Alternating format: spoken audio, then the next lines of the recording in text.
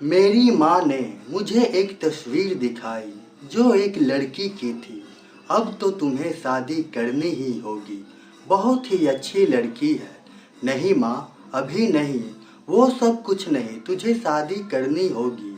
माँ की जिद के आगे मैं हार गया। लड़की दिखाने की रस्म हुई।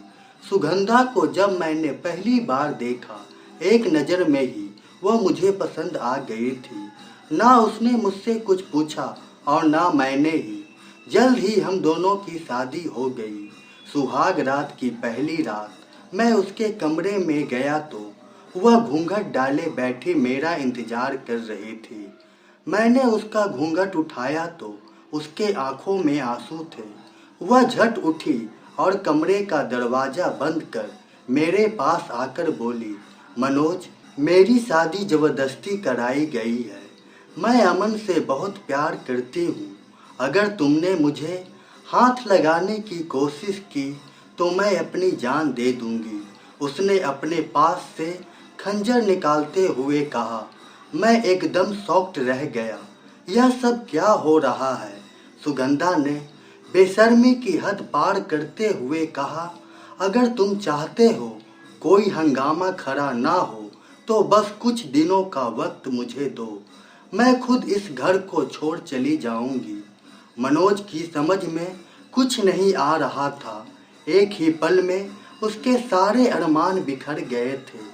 दिल में आया कि मैंने उससे शादी की है, वह मेरी पत्नी है, मेरा हक है उस पर। मैं जबरदस्ती उसके साथ। फिर मैं कुछ सोचकर रुक गया। अगली सुबह वह अपने मायके चली गई। कुछ दिनों बाद मेरी माँ ने कहा, जा बहू को लिया आ। मैं जब वहाँ गया तो वह दिन रात फोन पर अपने प्रेमी से बात करते रहती थी। अगली सुबह मैं सुगंधा को अपने घर ले आया। मैंने उससे कभी कुछ नहीं कहा, पर मेरी गैर मौजूदगी में वह अक्सर बहाने से अपने प्रेमी से मिलने चली जाती थी। एक दिन मेरे दोस्तों ने फोन कर मुझे बताया, सुगंधा को मैंने होटल में किसी के साथ देखा है। अब बात बाहर आने लगी थी। उसने मेरी इज्जत की जरा भी परवाह न रखी थी। सो मैंने उससे कहा, अब मैं तुम्हारी और कोई मदद नहीं कर सकता। अब हम एक छत के नीचे नहीं रह सकते, तुम्हें जाना होगा।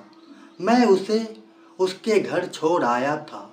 अब हम दोनों का डिवोर्स भी हो चुका था।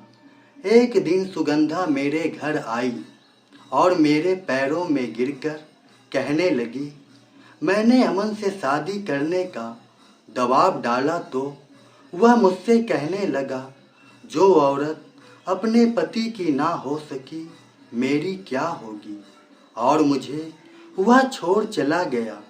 मेरा मान रख लो और मुझे अपना लो। मुझे अब समझ आ चुका है सच्चा प्यार क्या होता है। अब मैं कोई ऐसा काम नहीं करूँगी जिससे तुम्हारे मन को ठेस पहुँचे। मुझे अपने चरणों में जगह दे दो। मनोज की माँ ने कहा, अब तुम मेरे घर की बहू बनने लायक नहीं रही। तुम जहाँ से आई हो वापस चली जाओ। मनोज, तुम वापस इसे इसके घर छोड़ आओ। मनोज माँ की बात टाल नहीं सका।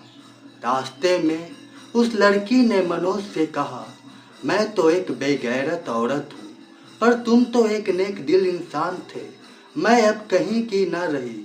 मेरे घर में अमन का बच्चा है। मुझे तो मेरी गलती की सजा ईश्वर ने दे दी है, पर शायद इतनी सजा मेरे लिए काफ़ी नहीं है। मेरी मौत ही आखिरी अंजाम है, पर मैं इस नन्ही सी जान के साथ भी अन्याय नहीं कर सकती। मैं हमारे रिश्ते का मान न रख सकी, पर तुमने मुझे मन से अपनी पत्नी स्वीकार किया था। मेरे हर दुख सुख में साथ देने का ईश्वर के सामने शपथ लेकर अपनी दुल्हन बनाया था।